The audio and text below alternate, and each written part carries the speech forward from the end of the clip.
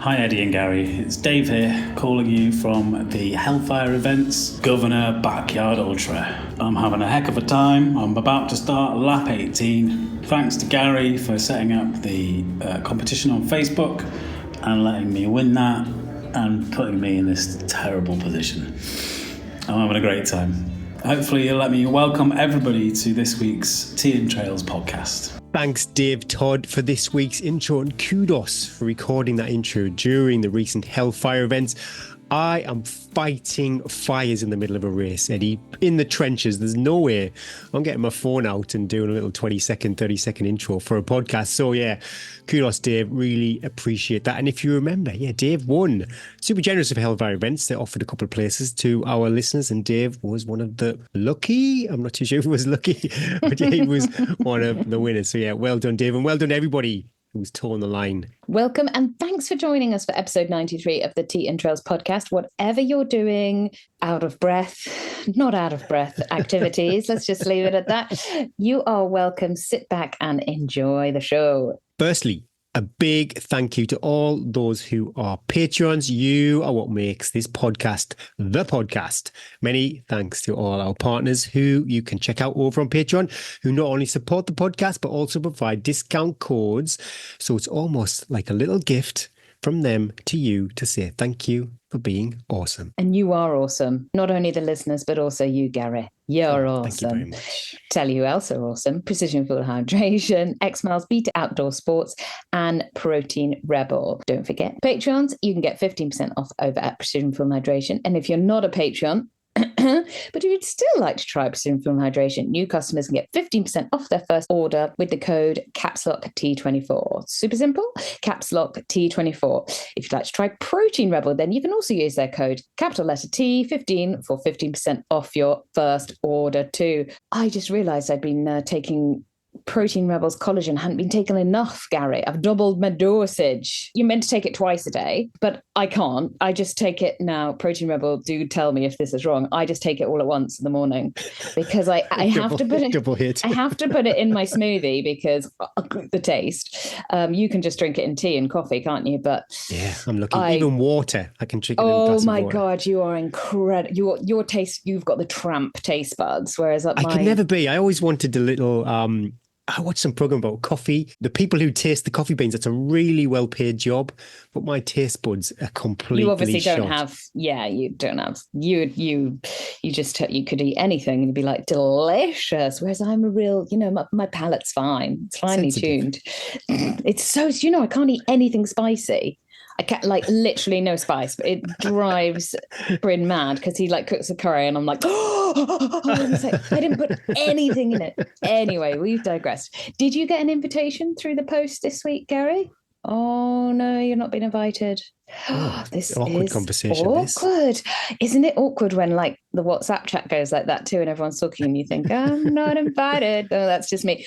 I got a invitation to Precision Fuel Hydration. Oh yes, I got that. Yes. Lovely. I really enjoyed opening it. It was really fancy, and the envelope opened and then it twizzled, and I'd love to go, but sadly I won't be able to. But I will RSVP. But going to see their new offices where you can have a look at their hot lab, the suck testing, all the products. Amazing opportunity. Oh goodness me! If I was closer, they'd be kicking me out. I'll be there every day. Can I just sweat test every day? Anyway, links to all our sponsors and patrons can be found in the show notes and over at www.teaandtrails.com. Can I go first because you want to get it done? Yeah. Yeah. So started off fun times and then went to sad times rapidly. I should have listened to you. We had a little chat. Maybe it was Tuesday or Wednesday, and you gave me some advice. And I ignored it and I paid. This is so unusual, Gary. It's the first time, so I'll let you go for the first time. Oh, God, when I have new coaching clients, this is often the way the relationship goes, and they have to learn the hard way that come back with their tail between their legs. Oh, I'm paying for it big time. But yeah, it did start off well the week. Tuesday, so I did some easy miles on Monday with Rex. Monday, if I was on plan, would be a rest day, but because I love to run every day, Rex and I share some miles on a Monday normally. But Tuesday was the session. I think this is where we had a chat. I had a big session potentially later in the week, but one of the options was a 10 times 1 minute. So because I wasn't feeling great, I swapped that around and did that on the Tuesday. So trails, strides, and 10 times 1 minute hills. I loved it. And I thought about the Brew of the Coaches last week was all about getting into anaerobic, and I can confirm 10 times 1 minute. Oh, yeah, you're right up there. Hands on the knees at the top. So it was like one word answers, 100% one word answers. But yeah, you can just 1 minute's couple. If 2 minutes, that would have been a completely different workout. But I enjoyed it. But I woke up on Wednesday and I knew I was in trouble. My heart rate variability, I think Tuesday went back in the green. Wednesday it went straight back into the red. But it did pick up a bit during the day, like how I felt. So I went for a mooch with Rex and then I went for a flat. We're lucky where we live. We've got some short, sharp hills down the Dean, but then also we've got loads of old railway lines. So we can do some lovely flat trail miles. So just went the local reservoir and back. About 7 miles. The heart rate was high for the speed I was running. And then as the day progressed, I was nearly going to bail we went to the lakes on Thursday and I nearly bailed. I was thinking, I just shouldn't do it. And I think you said, don't do your workout and don't go to the lakes. Oh, you probably shouldn't do that. And I'm like, well, I am going to do both of those. 4 hours, so not epic. I knew it wasn't going to be a big day, so that's why I took a punt. Kit test, nutrition test, and now even though I've done it a few times, we still faff around. There's a section as you're coming off Grisdale Town, you'll know this from the Northern Traverse. To the Helvellyn, I go on the fell, while Northern Traverse, you probably stick on the path all the way down to Patterdale, so I would just peel off to the right and go down through all that lovely mossy and boggy fell side. And yeah, I just thought probably 2 years since I've done it, so we're all a little bit rusty how we join those trails, but it was sensational. I used the Scarpa Spin ST. The Spin ST, there's not a huge amount of cushioning, but they've got lovely 7mm lugs with a vibrant rubber. All these trail races, it's really tricky because there's quite a lot of road and stony trail on the Helvellyn, but then there's also, especially as you're coming down to Sidebeck Farm, really spicy. It's probably around 45 degrees, and in December it's going to be filthy and sloppy. So I think for those sections, I'll be really grateful for these 7mm lugs. Nutrition-wise, I was going to go for, because of my recent struggles with nutrition, I was going to go for the Precision Fuel Hydration Flow Gel. I've got 2 bags of that just sitting, going out of date. I don't know how long it lasts for. So I thought, I'm going to use that. But then I looked in the box and I've got all this open food from the 13 Valley. So I thought I'd chop my way through that. So the carbs per hour were correct for 2 de Helvellyn, but a different type of nutrition. A couple of hours, I reckon that's when you have to eat all your out-of-date stuff. Yeah. So I literally... everything that was open in the little nutrition box has gone. Those trails, we've not been on those trails for so long.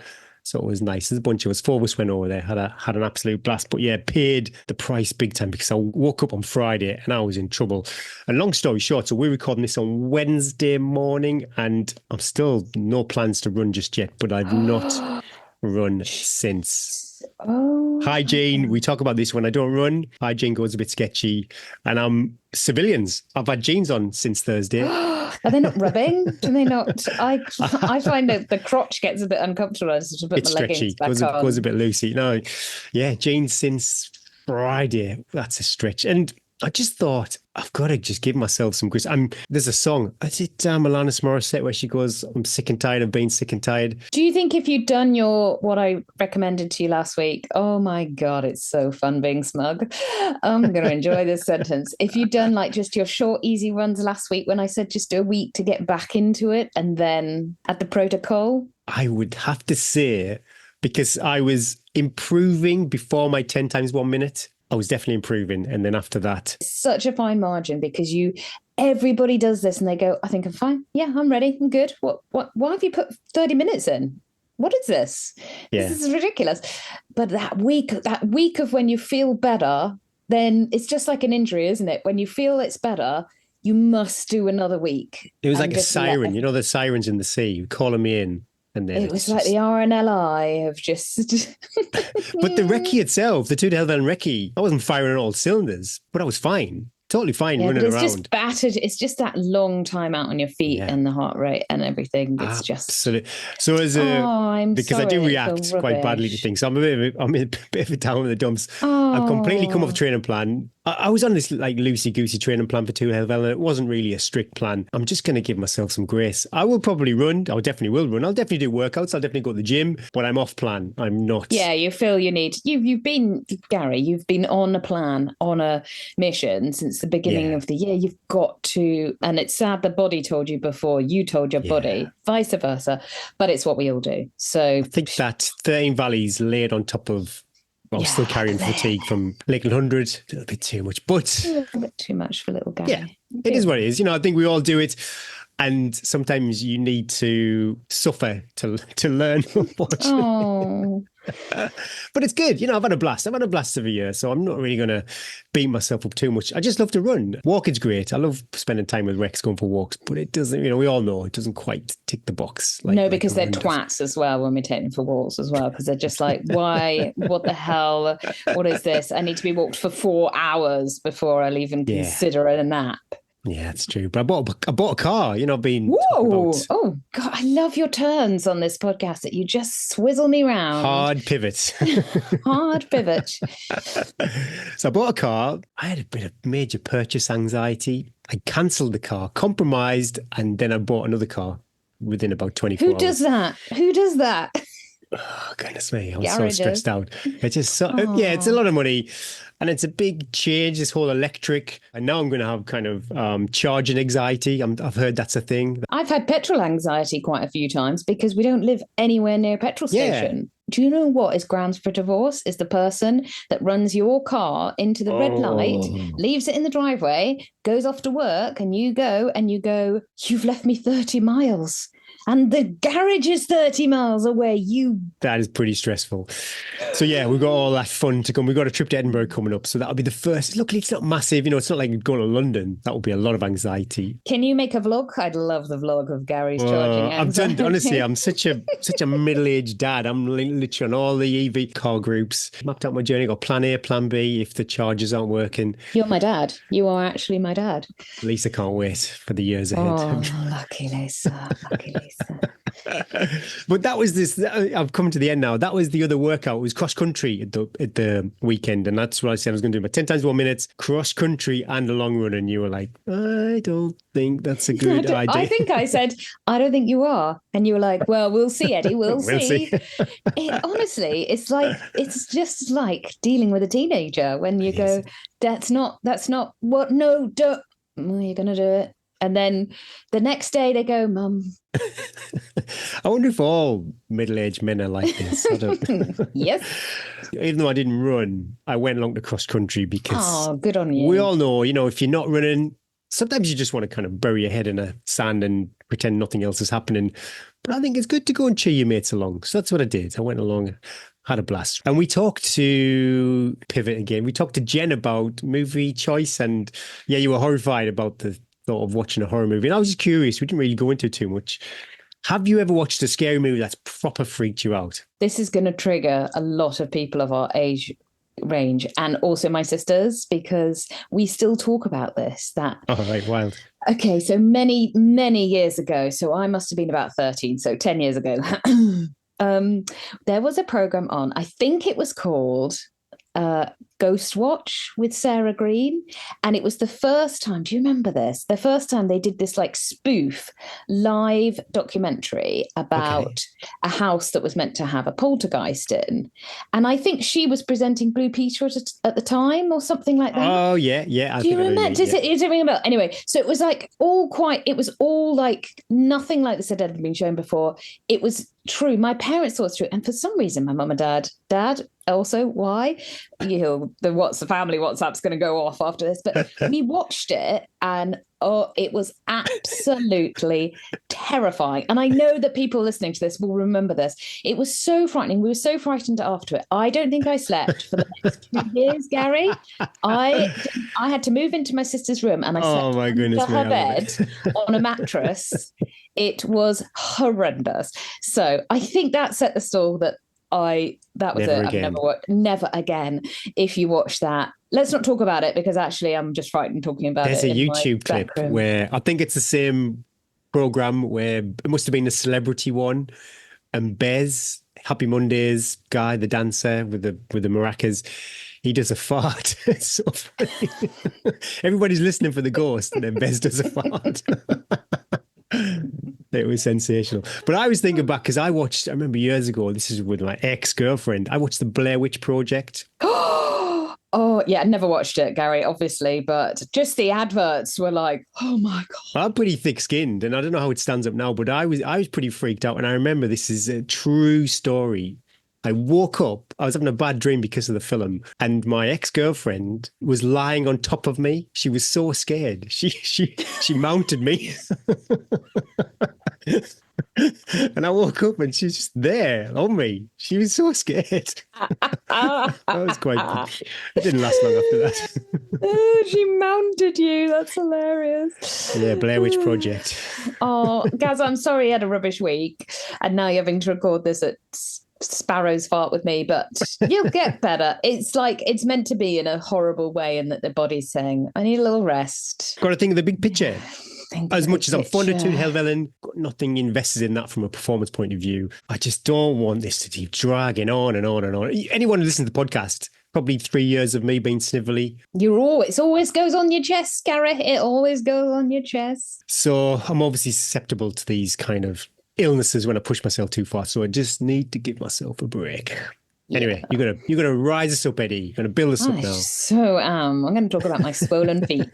You guys are here. Oh yeah, my poor feet. They are really. Why I don't understand. Like at the end of they looked like I'd done an ultra at the end of last week's training. I think because I'm doing so many steps every day, trying to sort the house out and things. Yeah. And because we don't have a sofa yet or any chairs, that I'm not sitting down during the day so much. And so I think they're like little trotters. This is maybe a bit overshare, but they're also really dry and horrible. And so I'm starting to moisturize them, put my trench foot cream on and trying to sort them out a bit, because the last thing you want to do is go into a mega race with dry That's skin. Quite expensive though, moisturising with trench foot this far out. No, I don't moisturise with trench foot. But I started to put my trench foot on before I go out in the mud.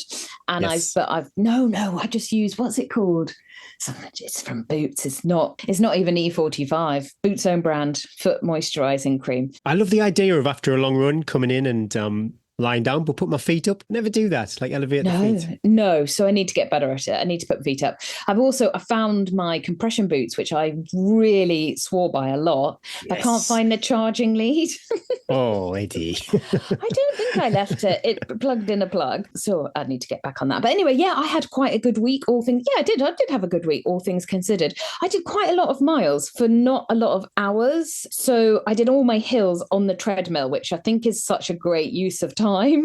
And then the rest of my running was relatively flat. So I got quite a lot of miles in. Highlights of the week, 3 by 10 minutes. Oh, sensational. Loved it. Did it on road. And so pinged along. To me, if I see a 6 on my watch, I'm like, yeah, I'll take that. That's good. And then Super Saturday, Gary, you're going to love it. I'm sorry when you've had a bit of a rough week for me to go.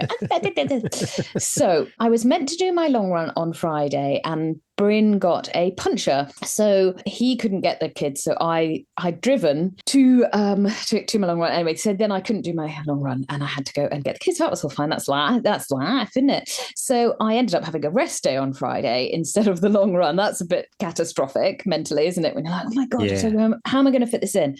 And then I was going to do my workout on Sunday, because I don't like doing a long run and then a workout the next day. The glutes do not appreciate that. So I thought, well, how am I going to fit this in? So this is totally this is not advisable, but also it is advisable if you're training for something like a 200 miler, which is basically hobbling around in the dark, eating Percy pigs. Yes. So, but I thought actually doing my workout, so which one am I going to prioritize, the workout or the long run? And so I decided the workout would take priority, because I can long run The long run to me is the joy. It's easy. The workout is the hard bit. That's where the fitness gains are going to come from. So I decided to do a super Saturday. So I did my workout in the morning on the treadmill and a mega workout. Don't worry though, this time I took 2 bottles of electrolyte, 10, 10, 8, 8, 6, 6, 4, 4, 2, 2 at 5% with 1 minute in between with a good warm up. That's a huge volume. So that's goodness, 36, then another, I can't even count that far. It's amazing. It's mega. It's mega. And I was happy because it ended up being about 35 to 40 minutes in my top end zone, which I find really hard to put that much time in that zone. But because like the 10 minutes, I didn't rush it. So it took a while for my heart rate to get up. So it's almost like a really long warm up and then you're pretty tired. And then the 6-4-2s, I asked myself for some more speed. So I said to myself, you're going to have done this session well if the 2-2s are your fastest ones, basically, and you're still running like you're looking for that up button. You're like, yeah, I want more. So I did it. I paced it really well. I was really happy with that. Got off the treadmill. So that was 90 minutes worth of work. And then I was like, right, must start drinking. You must eat. Got into the house, did start drinking, but then went and had a shower. And then Gary, I was so low on energy. I got like this like hot flush of like sweat. I got the shakes. I got so hyperglycemic that I was like, oh my God. And I was trying to cook the kids breakfast. And I was like, oh my God, I need. So I was like just pouring peanut butter on the spoon into my mouth.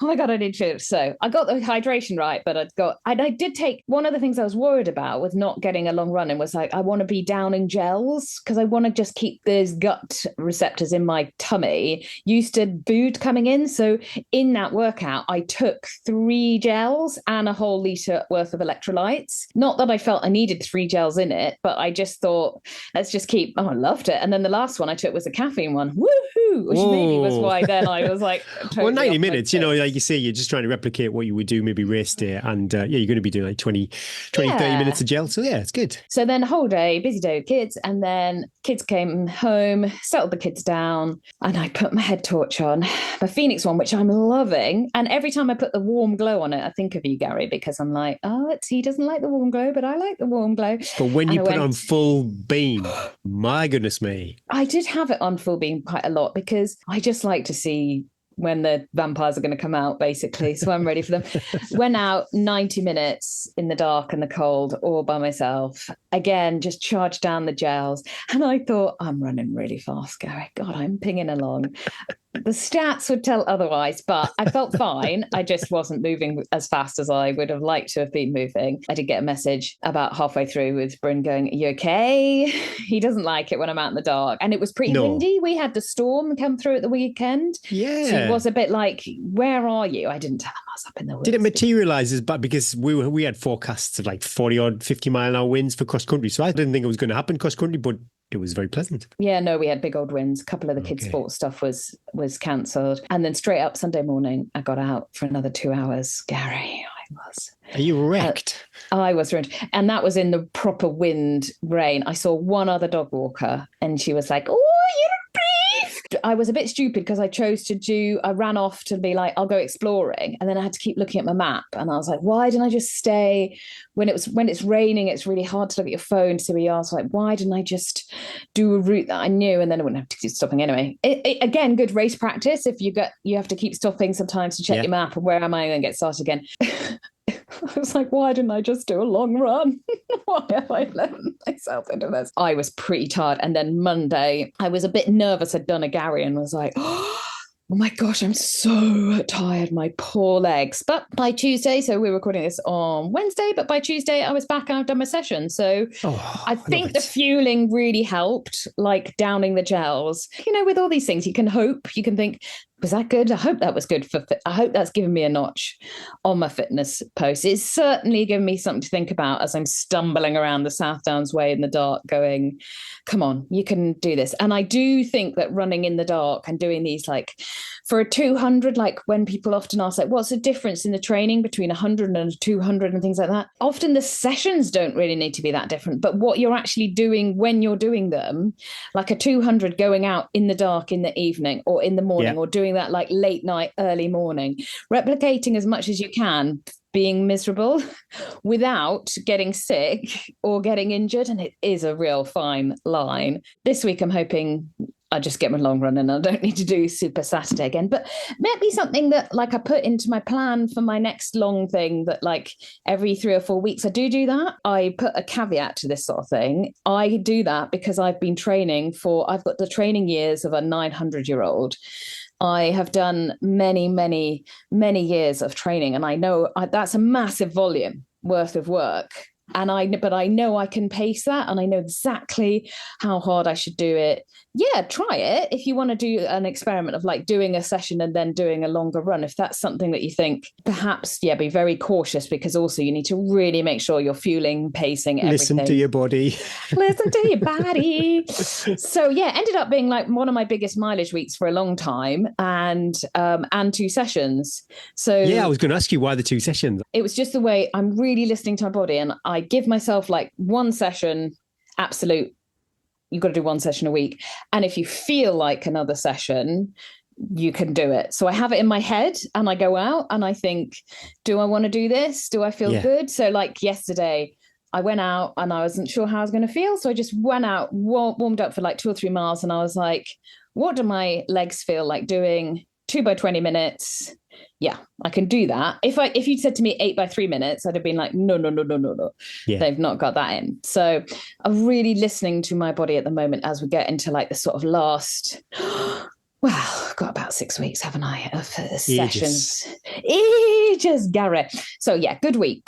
Thanks, Beta Outdoor Sports, for supporting Brew the Coaches. They distribute brands like Ultimate Direction, Knock Around Sunglasses. Seems a bit weird mentioning sunglasses as we moving into November. BV Sports, Catula Spikes, Instinct Running, and Injinji Toe Socks 2. Ultimate Direction Vest and BV Sports Compression for my To the Helvellyn recce. BV Sports, they do some tights. I may treat myself and go for some, because you have to carry tights for To the Helvellyn, just like I did with 13 Valleys. I wore the tights because I was going to carry them anyway. Stuart will be turning in his grave that you're wearing the mandatory kit rather than carrying it. But anyway, let's gloss over that. I just think my old London Marathon tights, could do with an upgrade.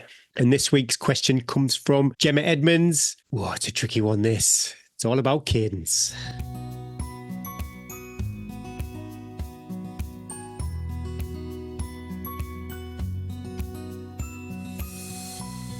This week's question comes from Gemma Edmonds. I love running.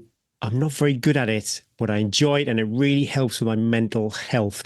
I tend to run 3 to 4 times a week and I've done a couple of 50Ks, but got injured, probably due to the lack of strength work. Yes, I know I should, but I don't have time, childcare or money for a gym, so it's ad hoc body weight sessions. My question is, physio says I need to increase my cadence. Smaller steps and aim for 160 to 180. Problem is, when I do this, I run faster. And when I run faster, my heart rate increases and I end up in zone 4 or 5. So how do I run my easy sessions? Should I focus on cadence, form and injury prevention, or focus on heart rate, which means slower running and bigger steps and slower cadence?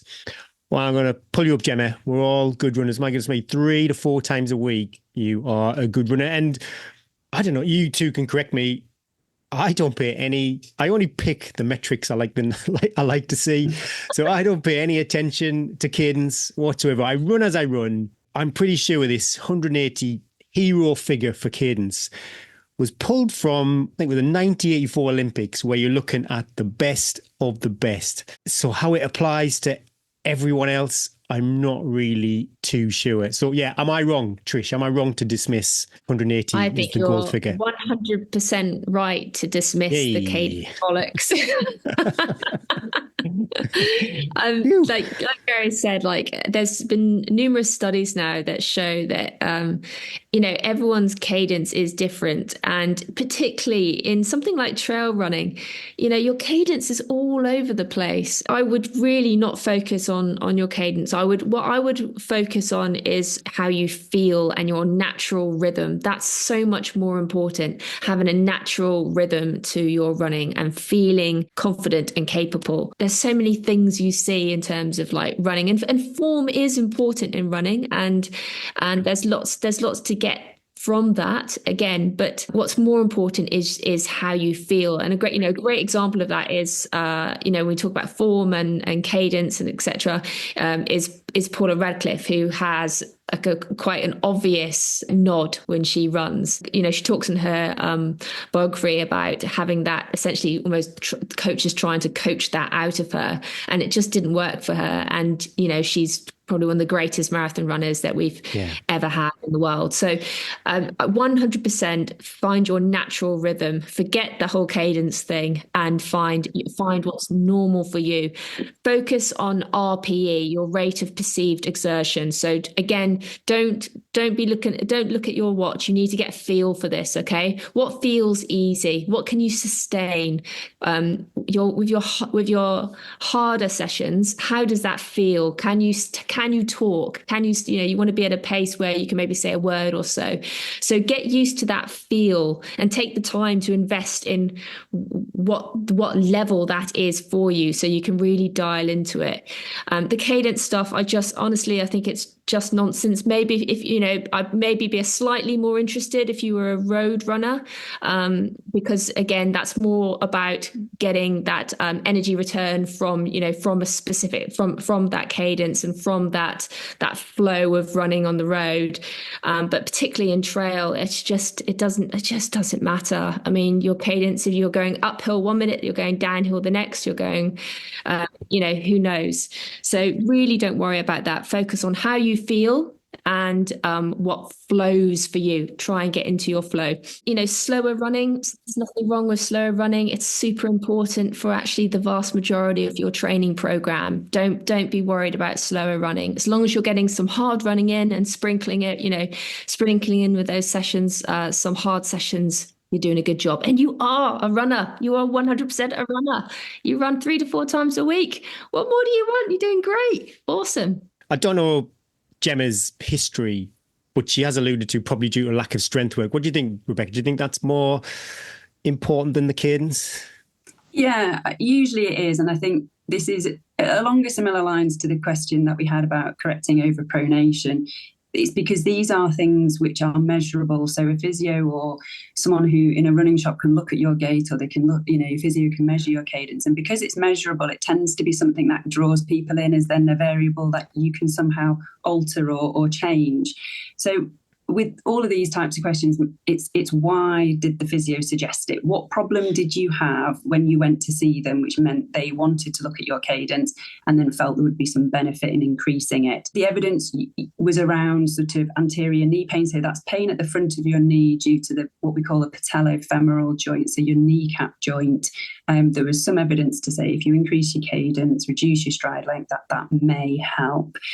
But for all the reasons Trish has already explained, that it has not necessarily stood up to the test of time in terms of evidence base, but also particularly in the realms of where we work, which is trail running. So again, the mileage you've got in terms of changing your cadence, which will have a demonstrable effect on trails, is probably quite small. And you've run into the classic issue of, as you try and increase your cadence, your speed increases. So the only way to really train a change in cadence would be to put yourself on a treadmill and use a metronome and shorten your stride length to accommodate that at the same speed that you want to run. But I don't think in your case, unless there was a specific reason why the physio suggested it, I wouldn't probably invest that time and I'd do all the things Tricia said and focus much more on how you feel whilst you're running. The strength and conditioning is always going to be important. For whatever physical problem that took you to see a physiotherapist, the bottom line is probably some sort of strength and conditioning is going to be required to help that problem. And certainly masses of evidence for strength and conditioning for things like anterior knee pain, so that pain at the front of the knee. So if you were having that type of issue, S&C is your way out rather than the cadence. There's lots that you can probably do at home. I appreciate lack of time is always really difficult, but no access to a gym doesn't mean no S&C. There's lots of heavy things you've probably got around your house that you can make use of, just sticking stuff in a rucksack and doing that's weighted squats if you stick some weight on your back. So there's simple things that I think you can probably do. And I would probably go down that route of seeing someone who can help you with that sort of program that you can do at home to augment the really good work that you're already doing. That number of times per week running is great. That's an amazing foundation to build on. It's just tweaking those bits around the edge. So I wouldn't stress myself out during the run to try and count my steps or be following something. I would enjoy my runs and I would do that bit of S&C in between to support that running. That's probably where I would put the focus, exactly as Trish says. But just on that with the strength work, yeah, I totally get the whole childcare and gym thing. If I could just make one recommendation in terms of doing strength and conditioning at home, is just get some heavy weights. Like you can get really cheap heavy weights on on Facebook or eBay or whatever. Like after COVID now, no one's interested in their health anymore. It's all gone, right? So they're just flogging all their stuff. But if you're going to invest one thing, get some heavy weights. And even if you do one solid strength session a week, focusing on something like deadlift, split squat, or some squat variant, and single leg movement like step ups or rear lunge, you don't need huge amount of heavy weight for that, because even if you've got heavy dumbbells, that will still work because it will be heavy, and it's the balance and stuff like that. That might also help with your knees if you're having knee issue, which physio might have potentially stuck in the cadence piece about. So 100%, try and get a heavy weight that you can use at home, and then you can do it whenever you like. If you can't get heavy weight, bands are like super cheap and they're really, really effective. You can have a huge force and load generated from using a band. So that would be my top tip for doing your strength stuff at home. But really, you do need to be doing some solid heavy strength work. And I joined the gym now, but it was friction and time and just an obstacle to go to the physical gym. So I used to just follow along to YouTube review. Yeah. Like Rebecca said, I had weights in a backpack, I had bands, and I was fortunate I had this set of dumbbells which you could increase or decrease the weight. So they were super flexible depending on your strength at that time. But yeah, take advantage of all that unwanted gym equipment, because if you could pick up some deals, and if it is just a bit of friction between you and going to the gym, if you're doing it at home, there's literally, you could just search. I know YouTube's a bit of a minefield, but yeah, I'm pretty sure there's, I follow along. It's Fitness Blender if you want some recommendation, but there's loads out there, loads of good content. But yeah, best of luck, Gemma.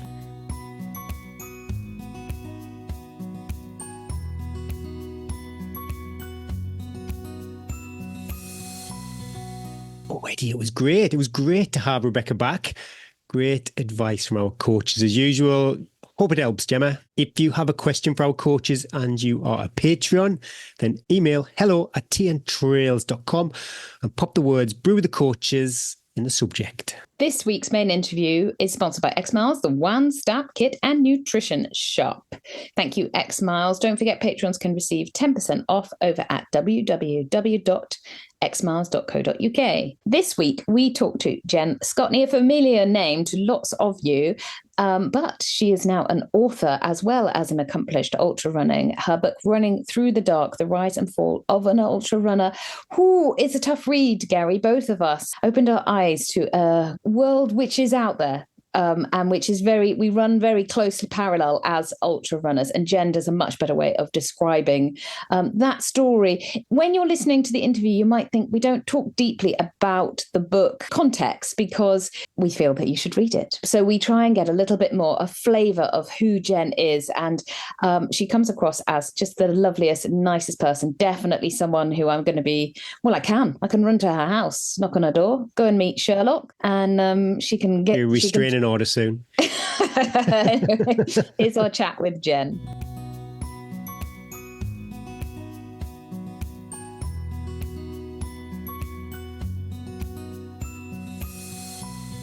This week, we are joined by Jen Scotney on the Tea and Trails podcast. We've done this a few times, Jen. We've asked, just because Eddie and I are really lazy, we've asked AI to come up with an intro for our guests. And you can be the judge. Let's see how AI does for you. So Jen Scotney is a fascinating individual with a diverse background. She's an ultrarunner, writer, podcaster, yoga teacher, and mountain leader. Jen was once a human rights lawyer, but after experiencing burnout and chronic fatigue, she transitioned to a more adventurous adventurous lifestyle. She's known for her impressive achievements as an ultrarunner, including podium finishes at the 108-mile Montane Winter Spine Challenger and the 190-mile Northern Traverse.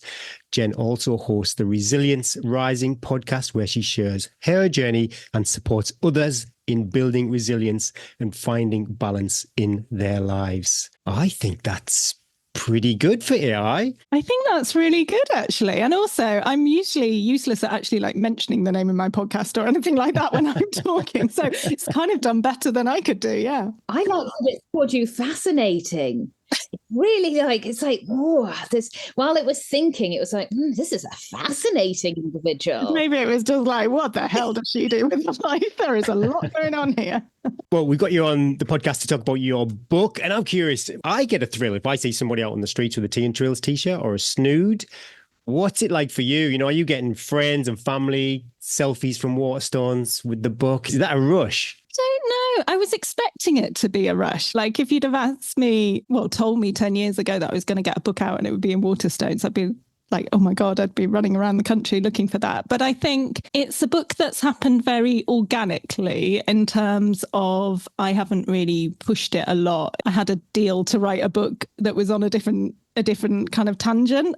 And so I never really expected it to come out. And then it's all just happened quite slowly. I don't feel that rush actually, but I expected to. But yes, I have had lots of lovely photos of people in Waterstones putting it in prominent positions. And then I was in Edinburgh and I thought, well, I'm going to go and do this for the first time, see my book. And then it wasn't in that Waterstones. Must have sold out.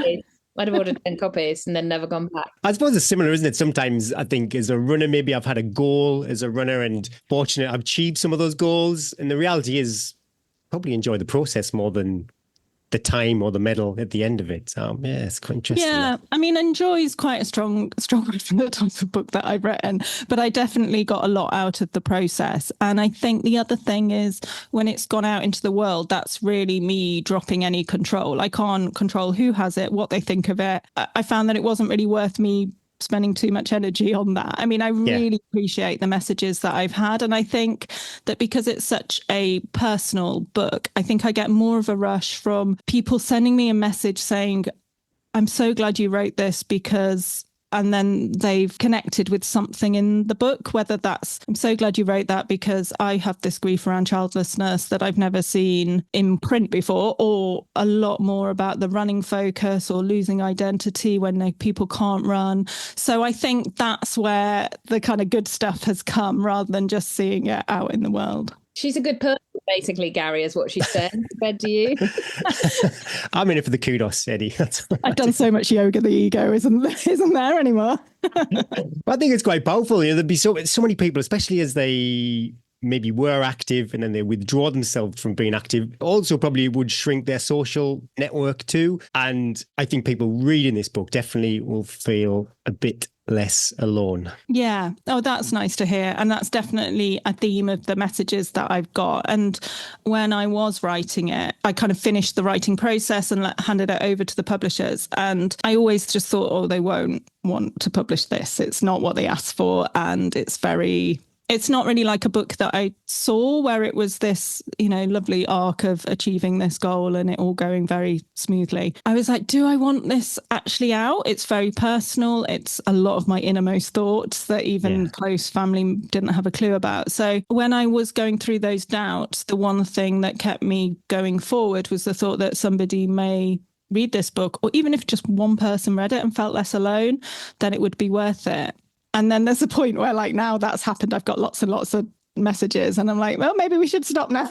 And I set it out to achieve that. But yeah, the messages from people connecting and feeling less alone is definitely the best thing that's come out of this book. It's very similar to my relationship with the podcast I know I massively overshare and perhaps I don't need to share quite as much as I do, but I often you say these words out into nowhere and it's almost a cathartic process by saying them, but the actual thinking, oh, someone's actually going to listen or read it is quite frightening. And so you don't think about that bit. But then actually when you get the messages back of like, we get hundreds of messages saying, I took up ultra running, I finished this. That's sort of like the process, the pain, putting yourself out there for other people. It's an amazing thing, Jen. And the book is just like I said to you before we started recording. It's called Running Through the Dark. We should mention the title in case people are like, what is this book? The nice thing is it's not, you don't pick it up. It's a lovely size. It feels like a diary sort of size, which I think reflects what it actually is. And it is like, I almost felt sometimes I had to put it down because I really felt like I was reading your diary. I felt like I was reading your personal journey, and it felt so raw. And I don't think I've read anything so far that has made me almost feel uncomfortable in the fact that you made me think about things that we don't like to think about other people, you know, that feeling of being alone. And it made me think, oh, friends that I should get in touch with that friend who's not running at the moment. I should, you know, we're all so busy, and it made me look at myself as well as a person. I love that about the book. It wasn't just about your story. It was also a sort of silent little nudge of reflection on who we are as people, which maybe you didn't mean to do as you were writing it. As runners, we could, what's the word? When you reflect, feel the same, empathize with it so much. So yeah, it's incredible. You put together Oh, thanks for that. I think like going back to that kind of diary and how uncomfortable it was. So for me, and also you saying about talking when you're not thinking about who's listening, I really did not think that my words were going to be published. I'd set out to write about other people running the Pennine Way, and I was just going to pop up at the end. So throughout the time that the book covers, I was also interviewing some of the male runners for the Pennine Way and trying to collect their stories, but it was always a little bit stunted, that bit. And I think possibly because, as I mentioned, I was a lawyer for 14 years. So as a lawyer, like I was doing very precise drafting, and I was never, if I was writing about somebody else, I was so careful that every word was true and that it wasn't my opinion. And so I found it very difficult to suddenly switch and put other people's stories into words. So that was going on. While I was doing that, I started just sort of kind of keeping a little diary about my training as I was setting out to run the Pennine Way. That's the focus of the book. Then things didn't go well. And I found that writing was just for me. It was a place where I could kind of process some of the things that had happened, like previous bereavements in my family. And it was also a way that I could talk about those feelings of not running, just the struggles that I was having. And so I never expected anybody to read that, because I just thought either the book won't happen because things are going so wrong, or that nobody's going to read that bit. They just want to know about, you know, what I ate and what shoes I wore on the Pennine Way. I think some people probably do from the reviews, but I think if I knew that it was going to become this book that is out there, I would have censored myself. I would have doubted. I would have questioned what I was writing and why. And I don't think I could have written that honest book. So I think that's probably where that comes from. It is just from that freedom. And I remember seeing some writing from Wendy Pratt, who's written The Ghost Lake, a memoir. And she talked about this kind of real careful drafting of a memoir because of people around and how they're going to be represented. And I just didn't go through that process. I mean, I did give it to Marcus, my husband, as the first draft. And I was like, look, I will take out anything that you want.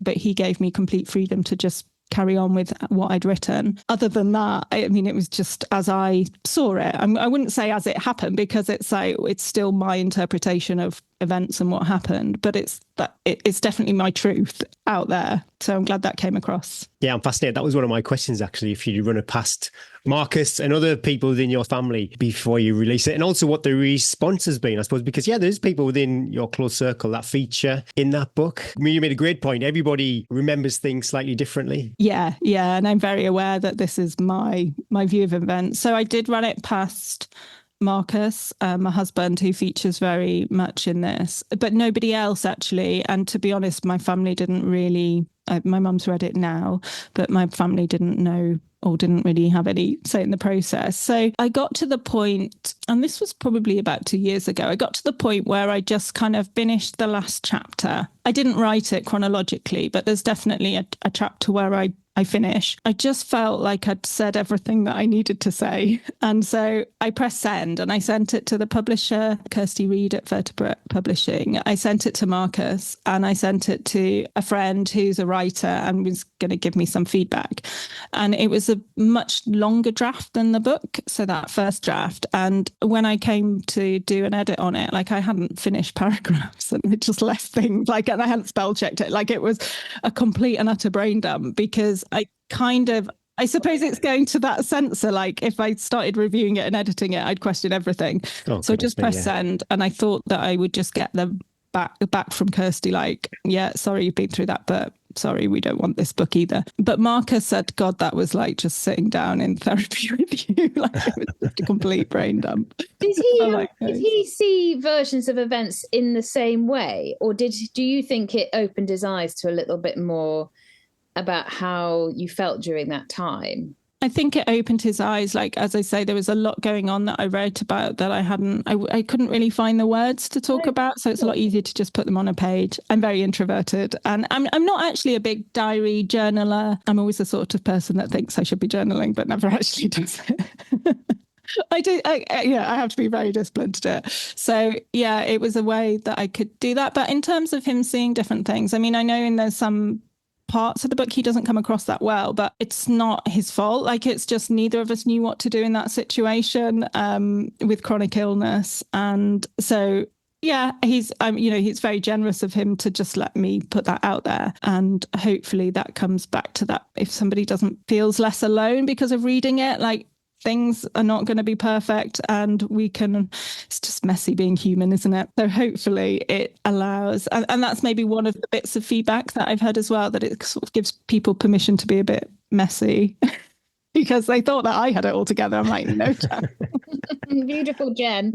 Beautiful, Jen. I think as well, it would really help perhaps a partner whose wife or husband or boyfriend, girlfriend or child or anyone going through something like this, to read how you're actually feeling might be really helpful for the other party as well. And I'm sure Marcus, when he read it, was like, I didn't know, because sharing that you've got some time as well. You've got time now. You're in a better space. Your head is a little clearer, that you possibly couldn't have worded that when you were actually going through it as well to Marcus. It was too deep. Other people perhaps reading your words might help them to find the words. Yeah, and I think from my experience, people, when I was going through a chronic illness, so I was diagnosed with ME, chronic fatigue, which for me didn't really help. Like there's no treatment for that. So it sort of, once I got that diagnosis, stopped any GPs trying to find out any more answers. So if I was trying to get seen by specialists or anything, it was just a no, and literally stop wasting our time. I think the problem when I told people is they want to fix it. They want to kind of give you a solution, and there just wasn't. Like what I wanted was just somebody to sort of sit in that bed with me. You know, like I literally was thinking at times, could I just ask my friend to come round and just sit on the bed? Because that's all, like I couldn't speak, listen really, like it was just too much energy wise. Yeah, I think there is just, the problem is that friends and family just couldn't understand that it was just so long it went on for, and there wasn't a solution. It was just, yeah, it's really hard. It's really hard to support somebody that's going through that, but maybe it gives a bit of an insight into what life was like for me during that time. We've gone completely off script, Jen. Sorry. Oh, sorry. No, you're in control. You should be. It's pretty loosey-goosey, the Tea and Trails podcast. We will go right back to the beginning, where we should ask, actually, all our guests, where are you? What's the view from your window? And has he been for a walk today? Sherlock has been for a walk. So I'm in the Scottish Highlands and I'm waving down the loch towards Eddie because she's just straight in front of me. So yeah, I'm in the Scottish Highlands now, which is absolutely beautiful in autumn. And I only moved here in March, so it's my first autumn here. And I live on the shores of a loch and I have big Munros behind me to the sides. And yeah, that's pretty good. How is Sherlock finding the Highlands? Is he off the lead? Sherlock's like, he'll be 13 soon, so he's definitely an old man, but he's felt like he's been an old man half his life. I was really stressed about him moving house. I was like reading up on all these blogs about how we had to move stuff and what we had to bring and everything, and he's been absolutely fine. He's got his food, he's got his bed. So we'll bring our dogs. Where are you going to take us though? Straight out the door, what's your local highlights? This weekend, straight out the door, I was on my paddleboard on Loch Earn for a few hours. And then I've got Ben Vorlich, Stuck a Croyd if you like a scramble. I've got some amazing pathless bogs just up behind me. Like miles and miles of pathless bogs. And so, yeah, occasionally I'll be like, right, I've had enough. Even me, who loves bogs, I've had enough of this. I'm going to go and find a proper path. So I'll go do that and then realise that there might be the odd person on a path and like, no, I'm going to go back to... Is it quite quiet? Are you quite remote around you? It's so quiet. And that is one of the things that I kind of got a little bit tied with the Peak District, because... I mean, I know that I was always shouting about how great it was, and then I felt like I was moaning that people came. So that was a bit... But yeah, I mean, there's Ben Vorlich and Stuck a Croyd are on my road, so there's going to be people on those at weekends, but there's so many empty paths. And yeah, you can just go for miles and hours with only seeing deer and eagles. And it's beautiful. So many deer. So many deer. Oh, which I love until they came and like had planted this apple tree in my garden and then got absolutely stripped by the deer. So yeah, sorry. How are you finding the isolation? Are you enjoying the fact that you've got to get in the car to go to a shop and there aren't a ton of people around? Just, yeah. I mean, I live in a village, so there's people around, and my friend has a yoga class here, and when she's off, I teach yoga. So that was a good way of getting to know people. Yeah, as I said, I'm an introvert. I love just being on my own in peace and quiet. So I could quite happily live for days without seeing people. And how is the body now? Throughout the book, the main thread is the body failing you on what you want to do, but it seems like it's in a good place. Are you able to go up the Monrose? Are you able to do what you want? Yeah, it's really hard without kind of giving away too much in the book, isn't it? Yeah, like energy-wise, ME-wise, I feel like I'm just so lucky that I recovered. I know that there's so many people that don't. And when I started writing this book, this was before the pandemic. So it's just so sad, the number of people that are suffering from long COVID and similar things there, post-viral fatigue. So I feel really lucky that my body allows me to do that. I am pretty active in Scotland. Like, one of the reasons I also was looking to move away from the Peak District was that it was just so full of memories of me running and having some amazing runs, and like the path that I could see from every window in my house was really just, yeah, it just reminded me of all the runs that I used to do there. Paths, haven't you? And walking on them. Yeah. So it's been really nice to come and just have some fresh memories made. I have joined the local mountain rescue team. So yesterday, in the early parts of the storm that came through, I was out on a hillside messing around with ropes and stretchers and things. So that's been such a good focus. And I think now I'm just doing a lot more in terms of like the paddleboarding, and I have got a bike here, and yeah, just a lot more walking. Do you find that no competition? How does that sit with you now, in the fact without having a race as a goal or a competition, or are you quite like at ease with that, happy just to be out? I mean, I'd love to say yes, I'm at ease, and I'll tell you all about how I've dropped the ego and everything. But I mean, if I could run, I'd probably enter a race tomorrow. So I suppose I need to be a little bit real about that. But I think taking myself out of races has given me a new perspective on it. So yes, I really miss them, and I miss the people and that being in something together. And I've made so many amazing friends from running and racing. I think the perspective that it has given me, though, is really questioning how healthy it is to do these ultra marathons. Like, I suppose the why people are doing them. And for me, as you can see, like I don't feel like all my self-worth was tied up in my results and racing. Like, I loved running and I'd be out there anyway. And I've been scampering around the Peak District since I was a child.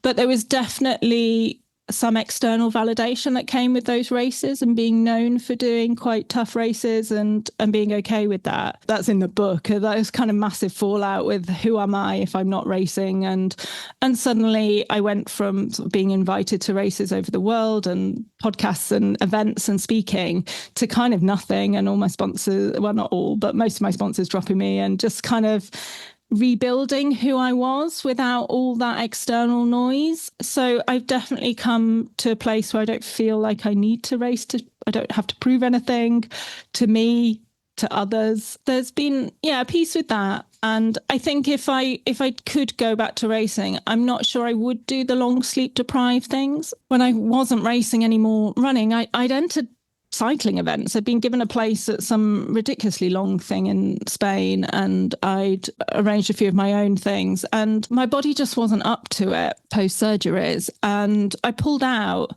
But I also was like, why? What, you're just replacing running with cycling. Yeah. How healthy is it? Like, I suppose I value my health maybe more than other people, because it's so easy to take our health for granted until it's not there. There were days where I was pinned to the bed. I was bedbound. I couldn't just get up and walk out of bed, something that I'd taken for granted for 20 odd years. Yeah, I'm not sure if I would go back to the really long sleep deprived one. They don't seem healthy. And I look at some of the finishing photos and I just think, really? Like, why would you choose to put your body through that? And for my body, it's been through so much, and I really appreciate it. Like, I suppose always that language you said about my body failing, and I'd have said that many times. I probably say it in the book, but now when I look at it, like, my body was just doing its best. It was really helping me, and our bodies will help us. And they got me through recovery from some really long races and some really, like, I ran for over 3 days on Northern Traverse, and my body fixed me after that. So I do have a lot of appreciation for my body. Sorry, that was quite a rambling answer to your question. No, it's brilliant. You're making me think about my own body and my own health and other people's health. And one of the biggest things I find as a running coach, my biggest challenge is not getting people ready for races or doing the races. It's after the races, is saying, you need to rest now. And people's inability to even have a week off. They think that is somehow going to turn them into something that Gary's working. Like, a week off to me is the minimum. Like, why not take a month off? Why not do something completely different? Think about the long-term effect that these big races have on your body and the recovery. And yet it is not seen in our generation in social media that is the norm and presented to us, is that, a week later, okay, I'm back, I'm ready to run. Well, are you ready to run? No, whoever you are, you're not ready to run. You need to respect the recovery. And I think that's where so many of us go wrong, in believing that if we're not running, we're not achieving. It's a really hard one, myself included. I feel like the daily run is part of my daily worship, and without it, I feel a little bit lost. But you're showing that there's other things to do. Other things. But also, like, just going back to that, I never had a problem with taking the rest and the time off. I'd take weeks off after a big ultra. I wonder if I've always had my yoga and my meditation practice. And I think what meditation particularly has helped me with is just sitting with myself. I love the quiet. Like, if you ask me to sit in a room for 24 hours with, like, no distractions, I'd love that. I just really find that quite recharging. And I think when I was a running coach for 3.5 years, and in the end I gave it up just because I didn't want to talk about running every day at a time when I couldn't run. But what I think a lot of it comes back to is people being uncomfortable with stillness, with quiet, with just not distracting ourselves with running. Like, running's great. It does, and it gives us all these wonderful chemicals that, flood our body with feeling great. And I can see why people like that, but also it's just not sustainable to run all day, every day, and do these big races and then bounce back into running, and it's not healthy. So I think that maybe that's sometimes the issue for people, where they struggle with rest days. And I do think social media and the capitalist society of this always doing productive, being more, that's a problem too. I find it quite interesting when I was coaching and I'd be trying to get to the why do you want to run this ultra? Like for me, generally the why was because I want to just go and see somewhere, and I was working as a human rights lawyer, working like 80 hours a week. And I was like, I just want to be away from my desk and my emails for a little bit as well, which again is not healthy, but that was kind of sometimes my why, just these explorations. But some people that I've coached and people that I've seen talk about ultras, they kind of talk about it as this sort of breaking down and find out who I really am and what I've got. And it just sounds like this really, I don't know, to me, that sounds quite a big, exhausting thing. But when I think about it, that's kind of what I get in meditation. You don't have to go and run 100 miles to find that out. You can just sit in a room and you'll find out who you are. Like, stop distracting yourself, listen to who you are, and you'll get that same thing. Talk to me about it, because it's something that I will hold my hands up and I find really hard to stop and sit. I cannot do it. And you're going to say you can do it, Eddie. You just don't try hard enough. But then the trying bit, things like you shouldn't be trying. This should be like, you know, when you talk about it, I imagine I should just sit and hear the birds. And yet I sit and go, so then I've got to do that. And then I've got to do that. And then I've got to do that. And how is you just nodding at me? I'm going to say, oh, you need to try harder. That's you need to stop trying. You need to stop. And that's what I think. I need to stop trying and just, so what I've heard is you just let the noise be there. Stop trying to stop the noise. You just sit. Yeah. I mean, there's so many different approaches to meditation that you can go to 10 different teachers and get 10 different bits of advice for you. One thing that I come back to, and this is a bit bizarre, but like that spiritual guru, Delia Smith. I bet you weren't expecting that one. So she said, like, she's really against like meditation and doesn't want to do it. She? Okay. What she does, Eddie, is she just sits on a sofa without a phone, without distractions, just sits there for 5 minutes and does exactly what you've said. Listen, if it's noisy, just watch it. To me, you'll get a benefit from that. Not straight away, maybe. Like, that's the other thing. You might sit down for your meditation and just have this horrendous experience or just not feel better after, but it really is a practice. And if you can keep coming back to it, it's just a bit like you're training for your running. You're not going to like have one run and then suddenly see all this massive increase in PB, are you? You know that. It takes time and it takes adaptions. And so for me, and I'm not also going to say that everybody needs to meditate, because I don't know. I haven't been diagnosed as ADHD or anything like that. You know, it might not be for everybody. The other thing that I suppose, you know, you'd say, oh, it's really hard to sit there. But I bet you have times where you've been lost in the flow, whether you're cooking or you're doing artwork or music or just something creative. So well, Jen. Cooking, artwork, music.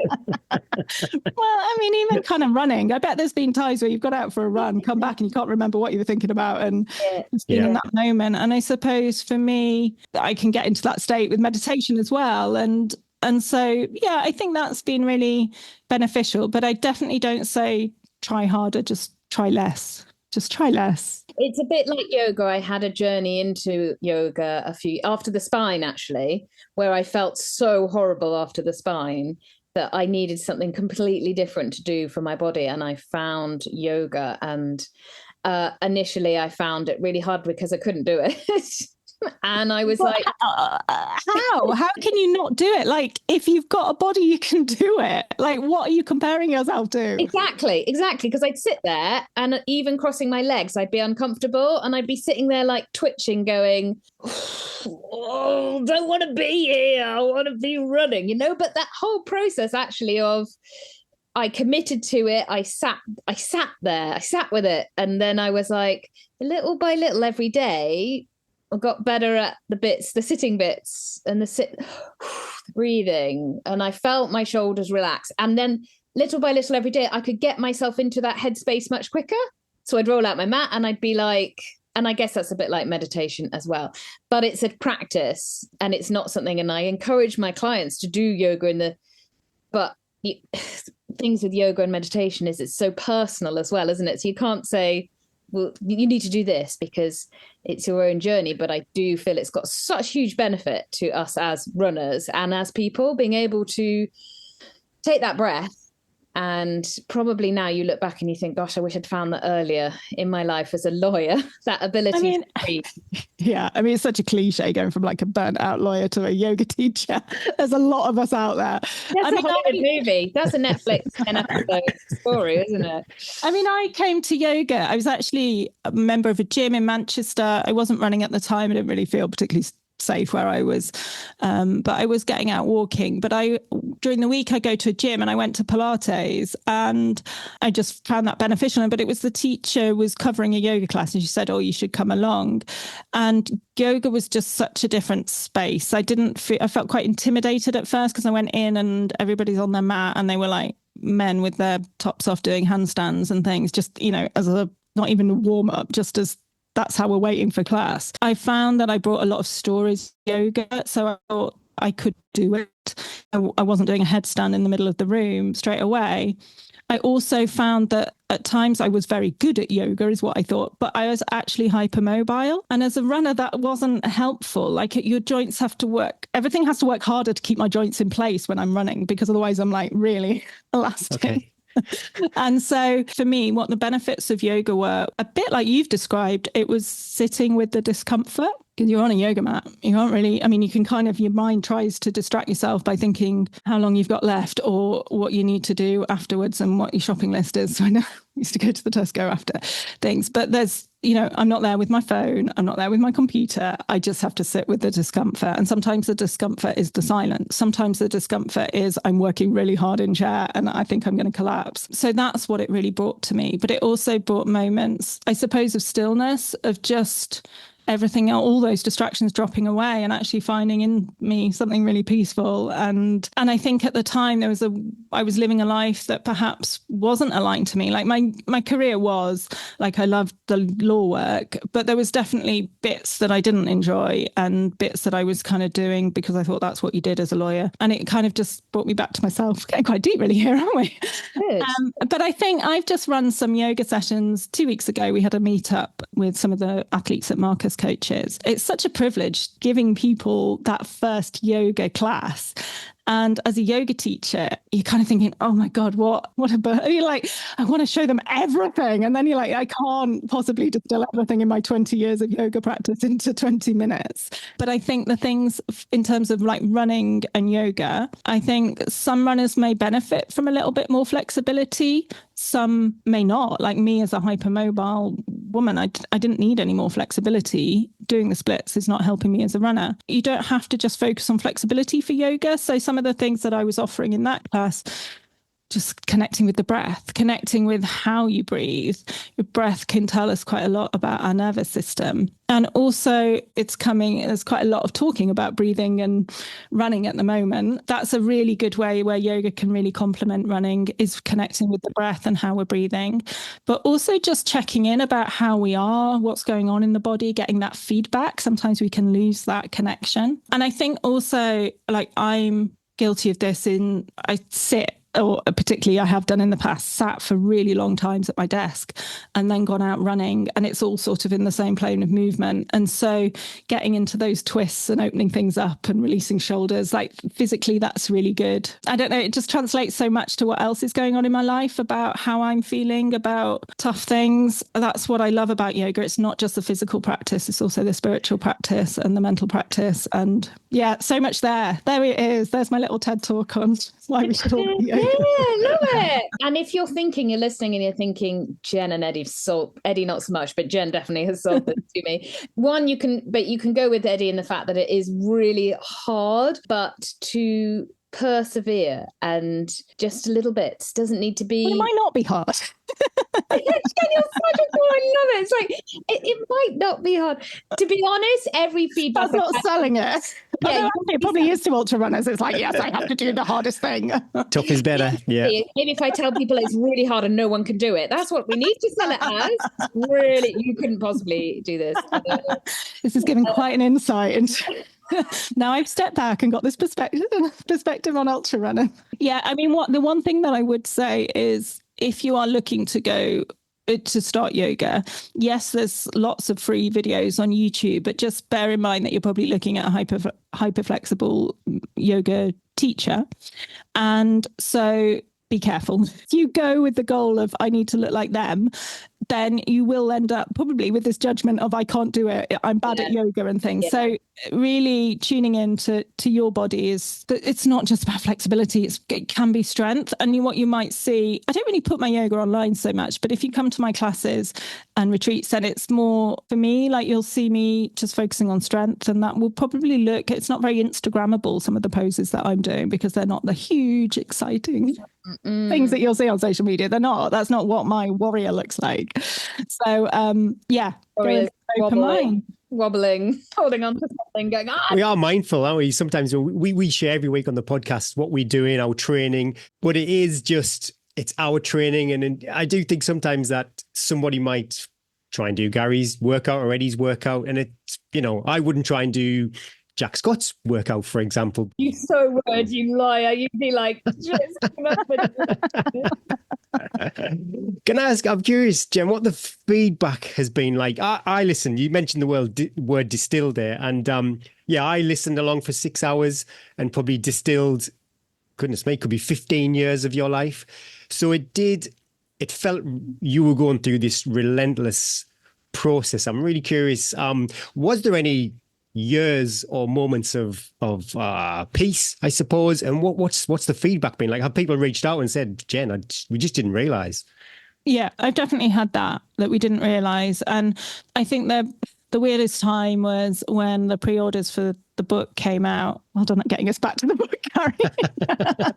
Went off on a yoga tangent there. So I did. The pre-orders went out for the book, and I suddenly had all these people reading it that knew me, and so many, like even just one weekend, I was just getting constant messages, either from people that did know me really well and were like, I can't believe you've talked about the feet and the teeth. And then some people just like, I did not know this was happening, and really kind of apologizing and kind of wanting reassurance that I wasn't upset with them and things. But like I said, I finished this book like 2 years ago. So for me, I've processed nearly everything in this book. I've processed, and it's okay for me to talk about. So there was that. In terms of going back to like those years in my book, I think the moments of peace and joy, a lot came through running, which is bittersweet because that was also the cause of when I couldn't run.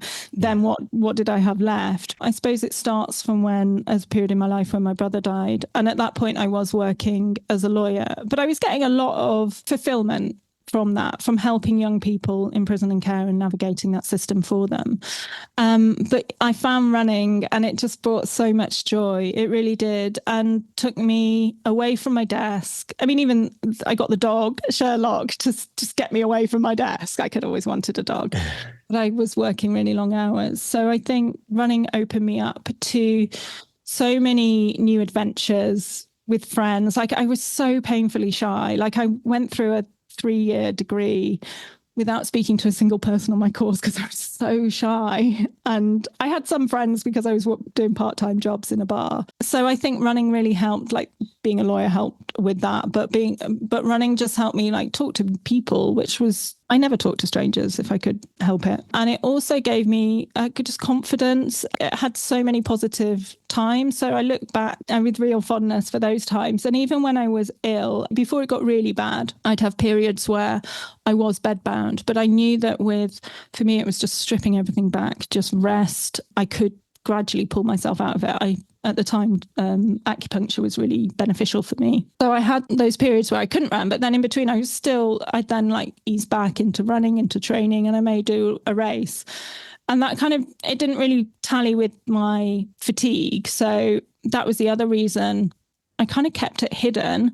One was just a bit of shame, thinking, oh God, I can't cope as a lawyer. Everybody else is working more than me and doing better things and they're fine. Why can't my body cope with this?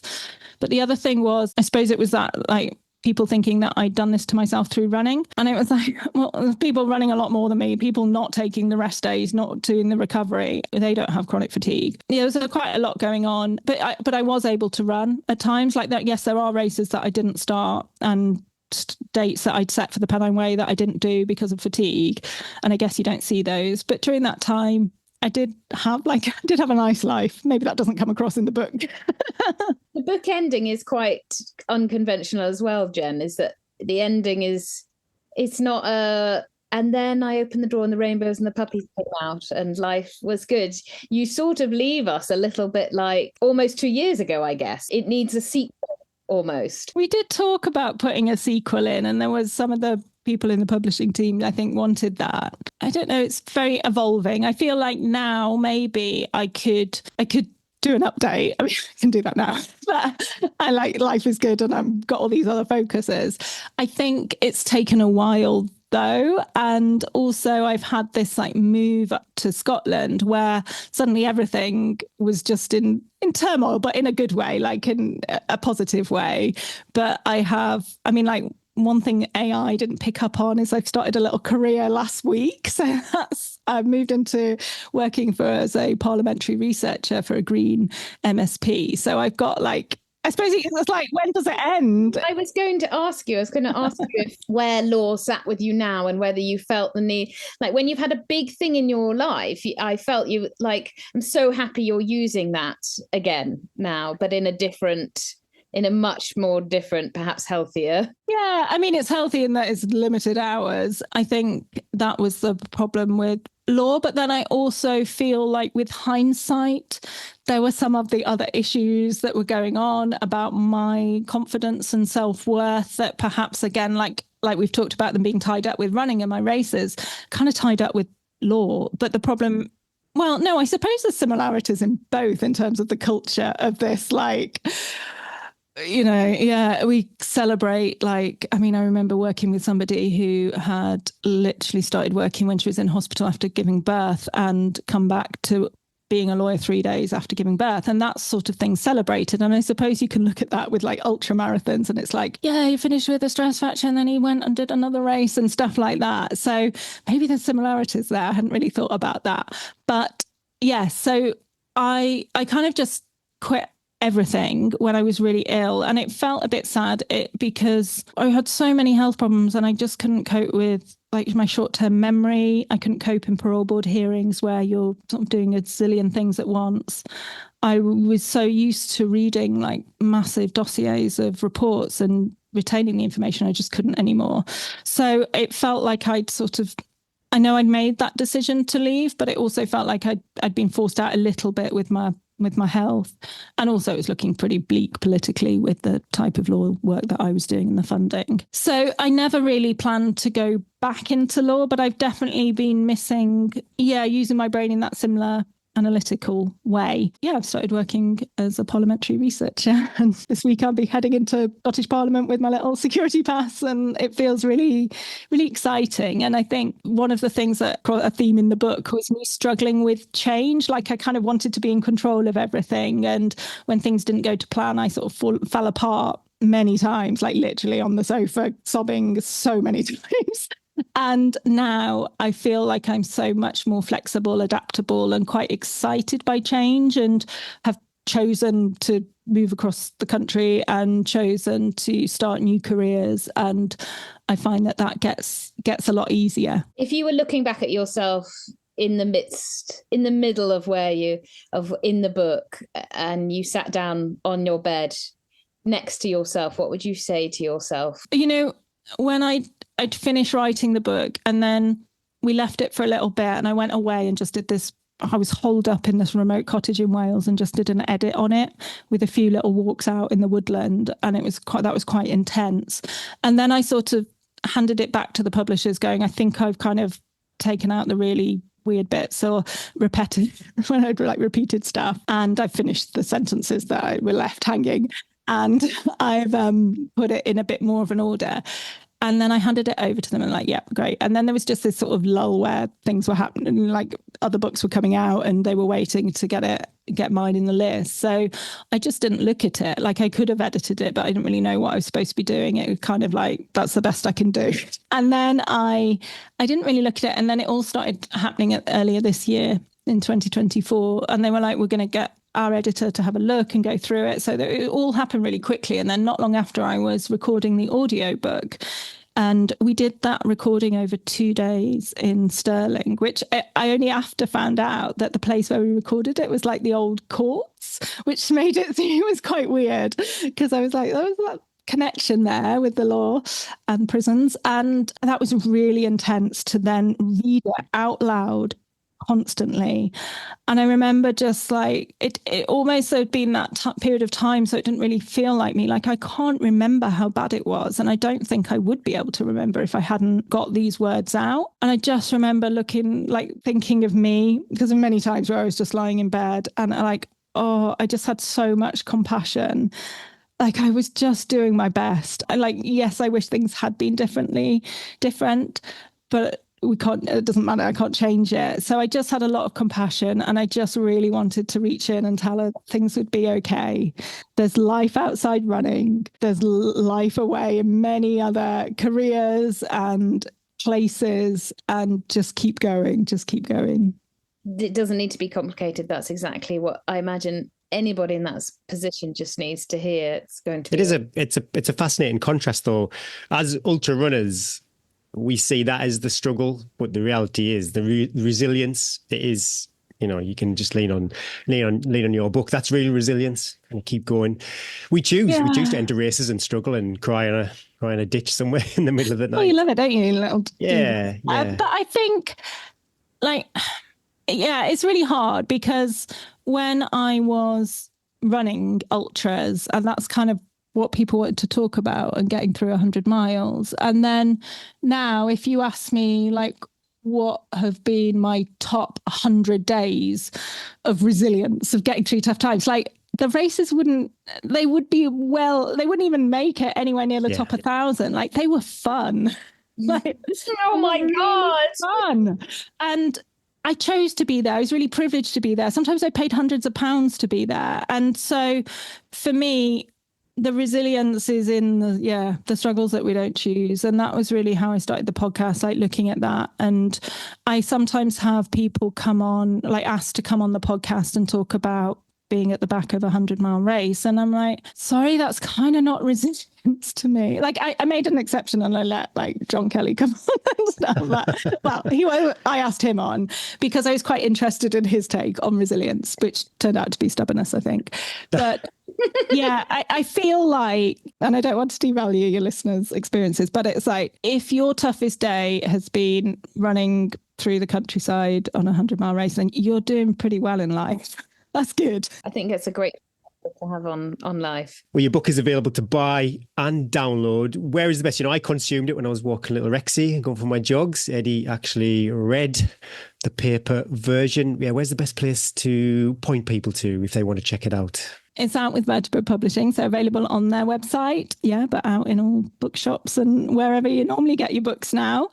I think I will be heading maybe to the running show. I think I'll be there one of the days, and I've got some events, with the book, which is quite exciting. We had a book launch 2 weeks ago when recording this, outside shop in Hathersage, one of my old haunts in the Peak District. So that was really nice to go back there and talk about the book. So yes, I will be talking about it in other places.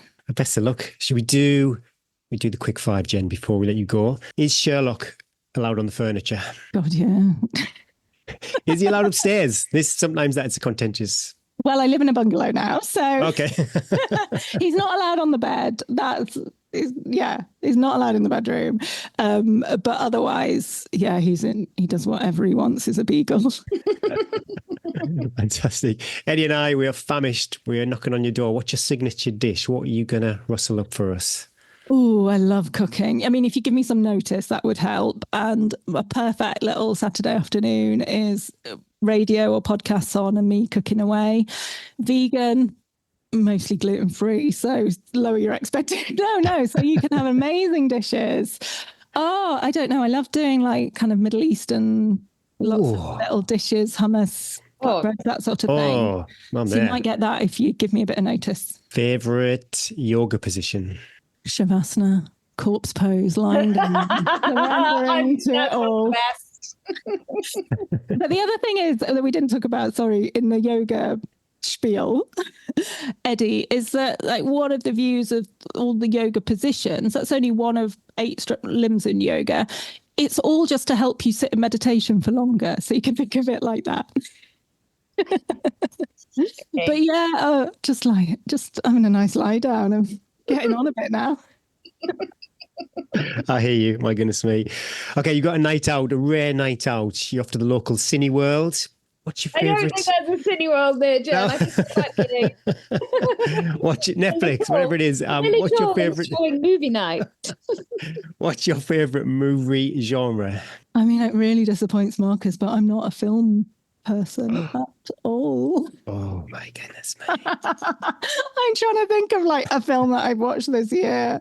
And never mind a genre. I'm so bad, isn't it? We watched a horror last night, Eddie. You would have been terrified. What did you watch? Maybe don't tell me. No. Smile.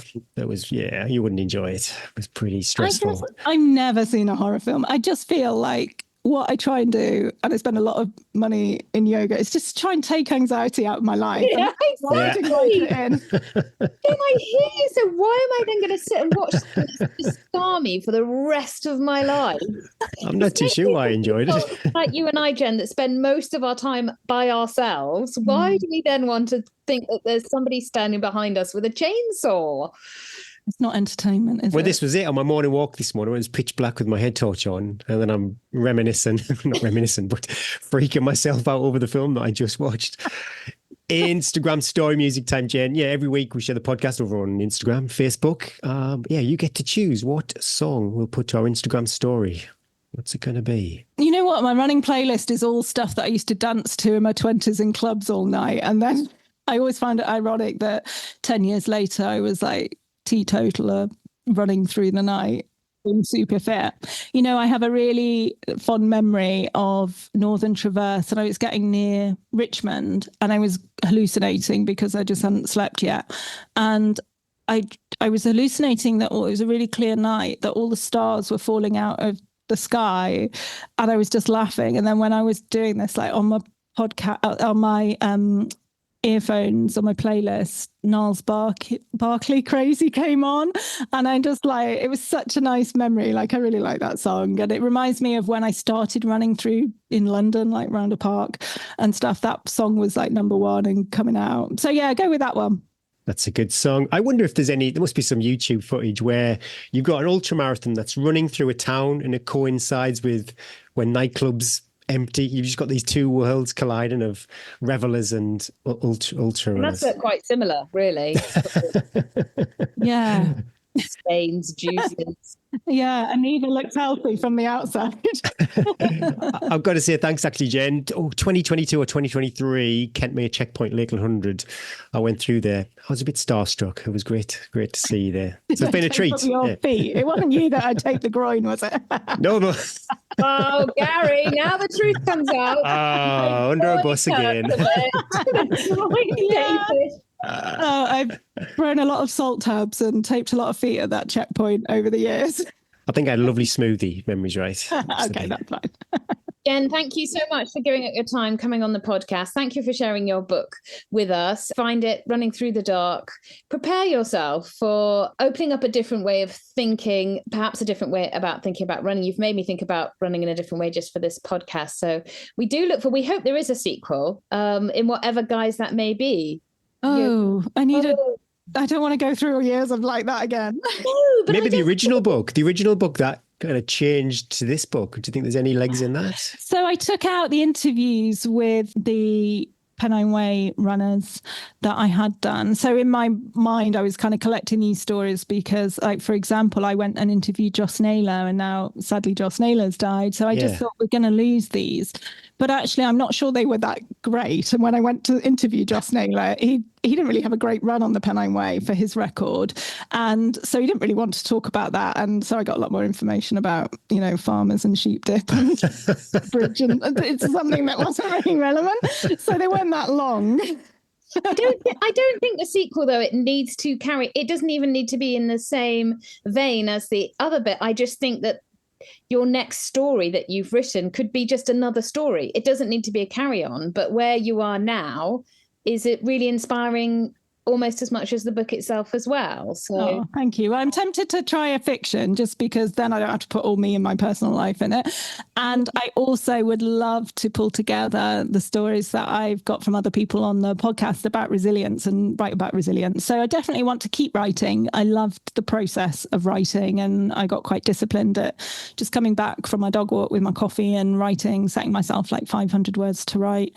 So yes, there's definitely a bit more writing on the horizon, but I never plan to bring out a memoir, and I don't.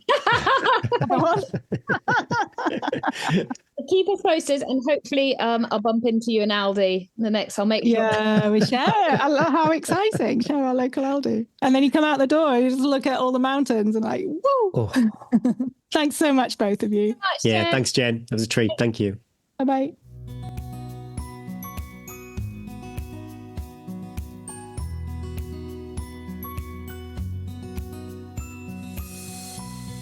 Oh, that was great chat. I hope you enjoyed our interview with Jen. Are you tempted with a bit of yoga and meditation now, Gary? No, it never excites me. It's like you mentioned earlier about maybe elevating the feet after a run, ice bath. I just haven't got the time. Gary hasn't got the time. Oh, that's now. No.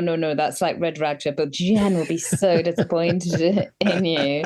But you don't need to find time. You just need to sit. You could do it while I'm twittering on the podcast. You could just go into your happy place. Yeah, I could have done a yoga session through your yoga session chat with you. It was so funny. Your face. Jen and I went off on one, and you were like, "What the hell are they talking about?" Hopefully that whetted your appetite. And as Eddie said, it's quite tricky to talk about a book without spoiling the book. So hopefully we didn't do that. And yeah, if you want to check out the book, it's in all the usual places. I really enjoyed the audiobook. So yeah, however you consume your content, there's something there for you.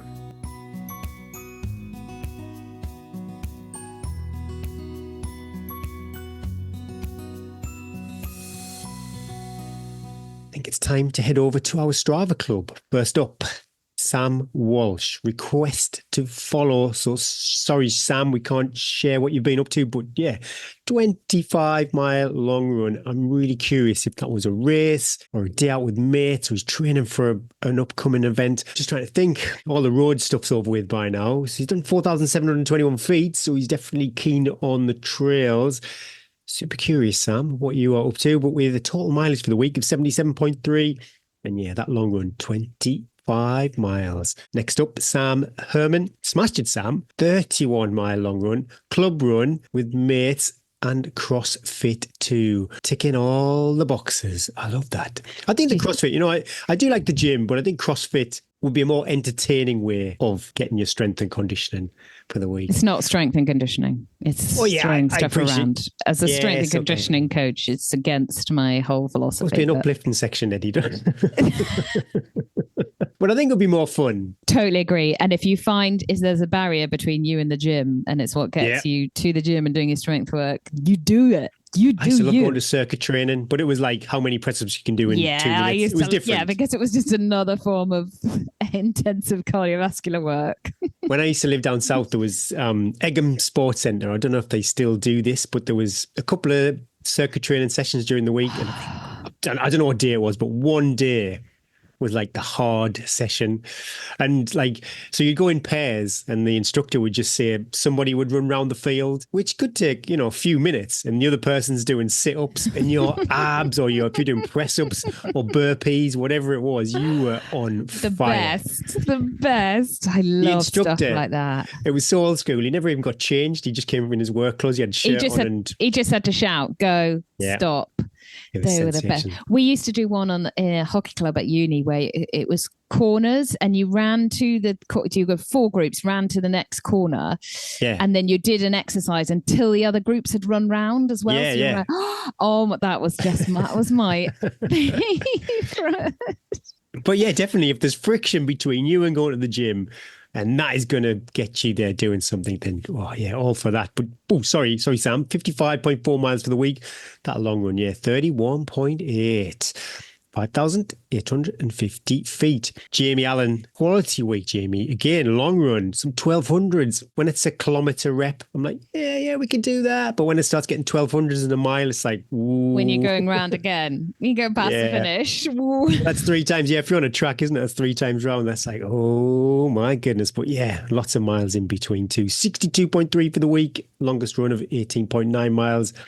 Oh, I think that's correct. 759 feet of vert for the week. I don't think it's any surprise this week's heavy flex goes to Sarah Perry. I've copied this text straight from an Innovate post, so I don't want to get it wrong. Sarah has set a new Backyard Ultra UK women's record of 59 laps.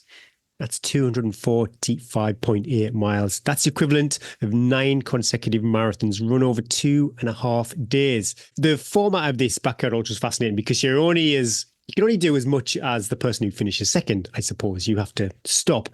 So I would absolutely love to see Sarah against the best in the world. She's so strong and she's flying at the moment. It wasn't that long ago she was at 13 Valleys and winning that race too. You know, for a Backyard Ultra kind of race, I just wouldn't bet against her. She is sensational. And kudos to all our Strava Club members. And if you would like to be with a chance of a random shout out, then pop over to Strava, search for Tea and Trails and join our Strava Club. Tales from the Trails. I picked out a little message this week for anyone. Oh, Gary, this might be just what you need right now. Anyone finding it a little bit tough at the moment? Hi, both. Love the episodes and inspiration you offer with each and every one of them. Got in relatively okay shape 2 years ago. Did a few marathons and mountains event up in Scotland. I'm super slow and just enjoy being a part of the event. Since then, the wheels have come off my life, and for 18 months, I've done absolutely nothing and put on so much timber. I have shares in Lurpak butter just now. That's fine. I love Lurpak butter. I'm trying to get back, plodding again, and I'm enjoying it. The weight is slowly being moved, but oh geez, the process is so hard, especially now aged 51. Any tips most welcome. Just keep doing your stuff, please. And thank you, Mike. It's hard, isn't it, Gary? Do you know, I think it's hard if you're in shape or not in shape, the daily toil of running, the mental, physical. But I think, especially, I think one of the hardest things is not when you start, because you see really quick gains. Yes. When you start, you do a catch to 5K, like every single session you tend to not get to that plateau. You tend to you get better really quickly. You get you're PBing. But then when you step away, you might have some enforced time due to illness or injury or family or just life gets in the way. Then when you come back, the comparison is really hard to be like, I used to be able to do this and now this is struggle street. I've had various longer term injuries, but I think my longest times are coming back from the kids. A couple of the kids I didn't run through pregnancies because it was too painful. So I pretty much had like a year, I guess, where I do the odd little thing, but then realize that I couldn't. I try and force a relationship and be like, it'll be all right. And then it wouldn't. The hardest thing, I think, from coming back from having babies is it's not like coming back from an injury, because you have a baby at home. And so that whole shift in you as a person and then you as a mother, you're leaving something that everything in your innermost soul is saying, don't leave, you can't leave this baby. It's against nature versus nurture. But also then you have a body which is completely different to the body you were running in a few months before. You've gone through pregnancy. And then I've got some pictures, which I torture myself with a few times, of going back into running, and you can't really fit I've got my running kit on, but I've got, you love this, Gary, I've got massive boobs. I've got these massive boobs and this big belly. And I remember so vividly, just like a trail run, and I'd want to go out with my friends and I couldn't keep the breathlessness. I couldn't keep up. And they're like, oh my God, this is horrendous. But also you have to love the process. You got to love the process and think every time I go out, this is a positive. Just getting out and doing it. I'm out and enjoy it, and try to change the narrative in your head of like, I'm so slow. I used to be able to, and change it to look what I'm doing. I'm getting to do this. Look what I'm doing. But it's so hard. It's so easy for me now sitting here, with a normal shape, a saggy old body, and I'm not injured. But as soon as I do get injured, I feel that negative. It's horrible when you have to step away and you don't have your everyday routine and things. But I think the biggest thing as well is to keep talking to your nearest and dearest and to your running friends. And that is a big thread that came out through Jen's book and conversation. Was, I think she looks back as well and thinks, I wish I'd talk to people more and let people know. And I think a lot of her friends were kind of like, why didn't you? But it's so hard when you're in it to go, this is how I'm feeling. If there's any friction, I don't know Mike's life, but if there's any friction that's stopping him from exercising or doing as much as he wants, on the training plans that I follow, quite often it's like, it could be 3 times 10 minutes or 3 times 8 minutes. And if 3 times 10 minutes is just not working for you, then give yourself some grace and do the 3. Go for the shorter run. What did I do the other week? I was to the strides. That was it. I think on the plan it was like 10 strides. And I was like, I'm not going to do it. I'm going to do 4. And I owned it and I enjoyed it and it was done. If I focus too much on the 6. But if I focus too much on the big number, I might not have done anything. I just thought, I could do the 4. I couldn't do the 10. I like that. Focus just a little. And then, like I always say, set the bar very low and you're always going to achieve. Anyway, Mike, we hope we keep you company, and anybody else who's going through a bit of a tough time, training, life, whatever. I know we talk about running, but we're also just here to keep you company and to make you feel a bit better about your life, especially Gary's at the moment. Make you feel better. Hot review incoming. Sensational. I stumbled across the Tea and Trails podcast when searching for something to listen to on my long run. The perfect length for a 10-mile run. Long to me. I have since listened to most of the back catalogue too in my car. The banter between Gary and Eddie is brilliant, and the show's guests are all incredible and very entertaining. The latest episode where Gary took on the 13 Valleys has inspired me to sign up myself and will be on the start line to the 5 Valleys next September. Yeah. Whoa, yes. Make a cuppa and enjoy the Tea and Trails podcast. Keep up the great work, guys. Scott Basham via Apple Podcasts. We'll see you there, Scott. I did enjoy it. I am mindful sometimes because I loved it, but maybe somebody else might not enjoy it. But yeah, Scott, 5 stars from me. I've said it many times. The 5 and the 7, they're the events you can have a blast out in the hills and enjoy Keswick too without burying yourself through 2 nights of running in the Lake District. Yeah, sensational. We got a winner. Gary, we've got a winner. The judges have been in close consideration. Hours and hours spent scrolling. We enjoyed so much seeing your pictures. It was hard to choose, but the judge's decision is unanimous, and we have chosen a lovely picture. If you want to go and take a look at it, it's Emily Hoyo with her 2 doggies, one which looks like it's seen some better days, but still looks very happy in a little cart for its back wheels. Yeah. We need some backstory, Emily, from this race, what's happening here, and about the doggie. Congratulations. We will pass on your details to Harrier Trail Running and they will be in touch. My gosh, what a prize. How exciting. Let us know a little backstory about the picture, Emily, and also let us know what you decide to choose from Harrier Towers. Yes, I think you can choose anything from harrierrunfree.co.uk. Our latest competition is supported by the lovely team over at 13 Valleys. Do you fancy taking part in one of their 2025 races? Well, if you do, you and a friend could win a place for either the 2, 5, 7 or 13 Valleys. You always laugh. I gush over the 13. Oh, no, not that word. I can't recommend this race enough. I absolutely loved it. But if you love the trails and the mountains and you've got a bit of spare time in September, yes, get yourself entered. And you both don't have to. This competition is for you and a friend. You both don't have to do the same race. So yeah, you might fancy the 5. Your friend might fancy the 2 or the 7 or the 13. You can mix and match whatever you want. But what you need to do is like the pinned competition post, share the pinned competition post. And because we love your pictures, in the comments, pop a picture of you and your trail running buddy who you would like to share the prize with. It's probably best, if you tag your mate too. And it's so hard to pick a winner. We're going to do this one at random. My goodness me, when we see all the stories and the pictures, it's impossible for us to choose. So yes, we are just going to spin the wheel and pick a winner at random on the 18th of November. Yeah, and thanks to the lovely team over at 13 Valleys for supplying such a generous prize.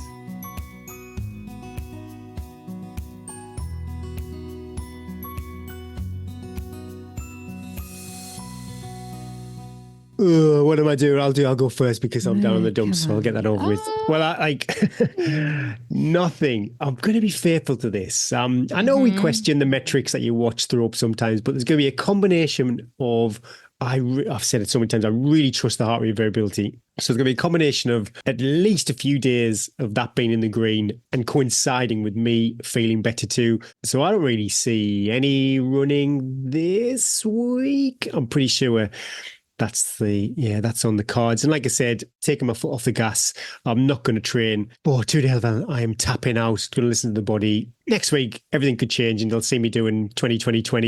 So I'm going to go, I suppose what I'm trying to say is I'm going to go with the flow. If I feel like I run, I'm going to run. If I go to the lakes with the mates, I'm going to go to the lakes with the mates, but I'm not going to follow a training plan. And yeah, we just mentioned maybe it's time to get hench down the gym. I don't know. We'll see. My guns are turning to bingo wings if I'm not careful. Stress is stress. I appreciate that, but it's a different kind of stress and I don't feel as battered after going to the gym for 40 minutes than doing 4 times 10 minutes on the treadmill. So we'll see. So hard. I was thinking of that today, this week. I was thinking, getting the right balance between, because I went out on the treadmill on that session on Saturday, came back, and then Bryn's like, should we measure for this? Can we do this? Can we order this? And I'm just like,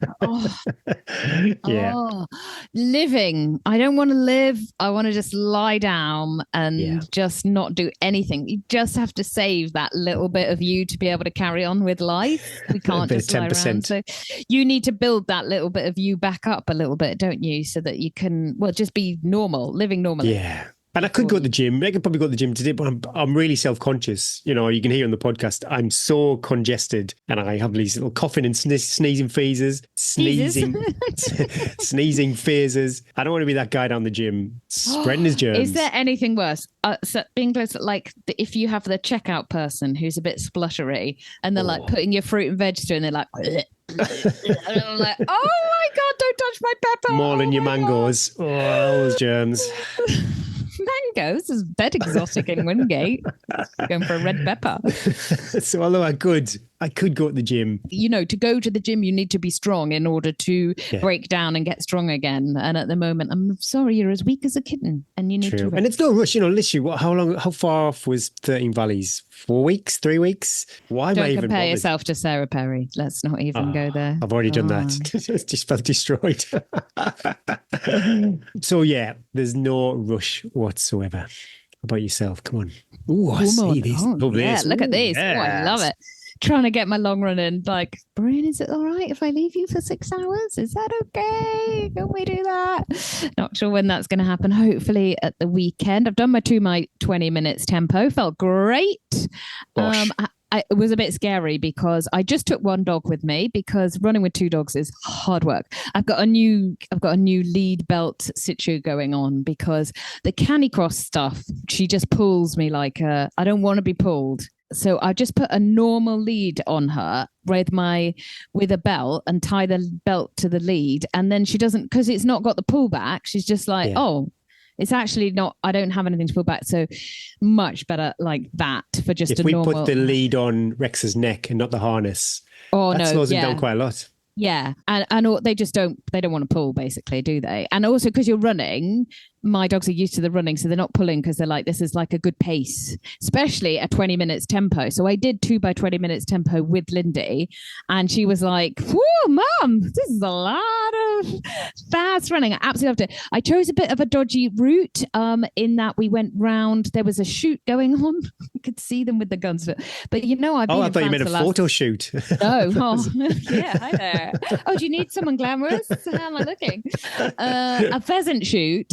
And I'm quite used to running through the hunt in France because in France they just do a free-for-all.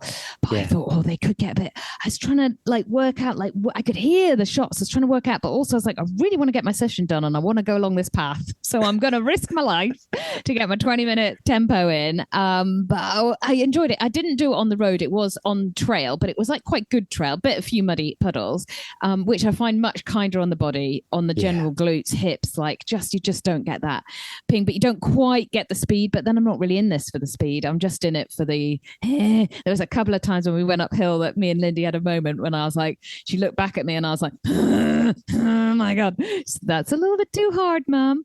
Anyway, and then I'm going to do another treadmill session, and I'm going to do shorter because mentally I'm not ready to go back in that long effort. 8 by 5 minutes at 5%, which is just like good enough volume for me. But and 5 minutes mentally, I can get my head around doing 5 minutes. The way I break it down, if you want a little cheeky way to break down 5 minutes, I give myself 2 minutes to ease into it. So then you've done 2 minutes. I'm like, 2 minutes, first minute, get back running. Second minute, just ease into it. And then I pick something for each of the 3 minutes left that I'm going to think about for those 3 minutes. And depending when I am in the session, it might be somebody that's really annoying me. And that'll give me 2 minutes worth of like, oh my God, the way Gary said that about that. Or it might just be, I want to think about somebody. This is weird, but I want to think about somebody that I've not thought about for a while. I guess this is a bit like meditation, that I'm like, I'm going to recall, like think of some good times with like this person or this person, and they might get, if they're nice people, they might get a couple of minutes worth of that session. And then the last minute, you can do anything for a minute. That's always my philosophy. Last minute, and then you're done. So I just like break it down like that. Mentally a bit strange maybe, but try it. I like it if it coincides with a juicy bit on the TV program that I might be watching on Netflix. I can't watch TV when I'm doing, I can't watch. I need focus. But I like that focus because I think it, like going back to our meditation and yoga chat with Jen, I like putting that brain, like turning all the noise off and having to be there rather than having noise, and working out how your brain works for, I guess it's a distraction technique as well, but I try and use it as well for like find strength out of like a situation or something that I think about that either has annoyed me or a situation that I've loved. And I like use that as well.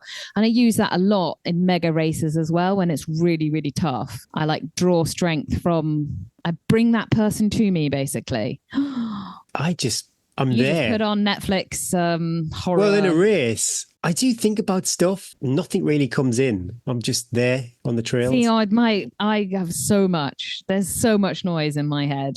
Yeah. And you're just, I think, that's our intellectual. You're just. Yeah, there's just birds tweeting. There's birds tweeting. Little bunny rabbits bouncing around. Anyway, it is half term this week. So as Gary knows, the juggle is a struggle. I'll get what I can do. Got to get the sessions in, got to get the long running without being then the hobbling. The kids, we were watching some sort of program where they were climbing up things and they were like, you can do that, Mum. And Bryn was like, your mum would eat that for breakfast. They'd be like, yeah, but she's hobbling. She's always hobbling. I'm like, yeah, but hobble inside. All they know of their mum is this like woman that comes down in the morning with her hair up in the air and a dressing gown. I need tea. Oh, it's very unusual. He's not really. He's always coming back. That's it. Another episode in the bank, in the books. What's the... In the Zoom world, another episode, 93. Oof. Episode 100. Should we invite back our favourite guest?